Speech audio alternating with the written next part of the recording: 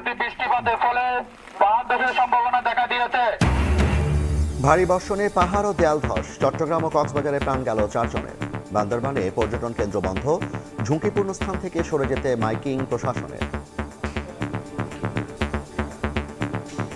এখনো অতি বর্ষণ চলমান রয়েছে, যার কারণে আমাদের পাহাড় ধসের আশঙ্কা রয়েছে। সকলকে আমরা সরিয়ে নেব, নিরাপদ আশ্রয় কেন্দ্রে নিয়ে যাব।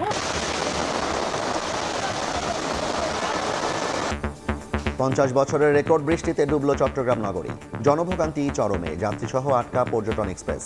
আগামী মৌসুমে পরিস্থিতি উন্নতির আশা মেয়রের। সামান্য বৃষ্টি হইলে ডুবে যায়। হাঁটা চলা করতে সমস্যা হচ্ছে, শীতের কারণে সামনে আগান জানা। বাকি কাজগুলো করতে 3 থেকে 4 মাস সময় লাগবে।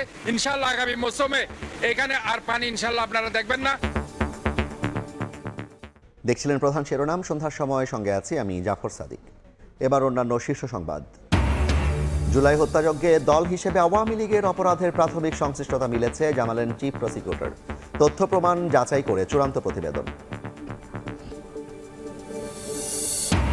সাভারে এনসিপির পদযাত্রায় হামলা মামলায় যুবলীগের 2 নেতাকর্মী 2 দিনের রিমান্ডে।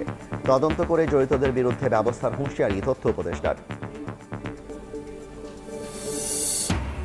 মানিকগঞ্জে সেনাবাহিনীর গ্রীষ্মকালীন মহড়া আকস্মিক পরিদর্শনে প্রধানমন্ত্রী।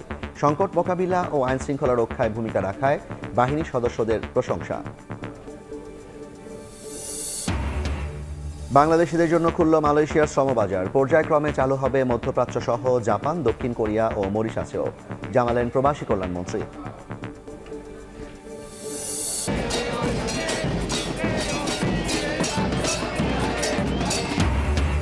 উৎসবে মাতোয়ারা আকাশী সাদা সমর্থকরা, শিরোপা ধরে রাখার মিশন আর্জেন্টিনার।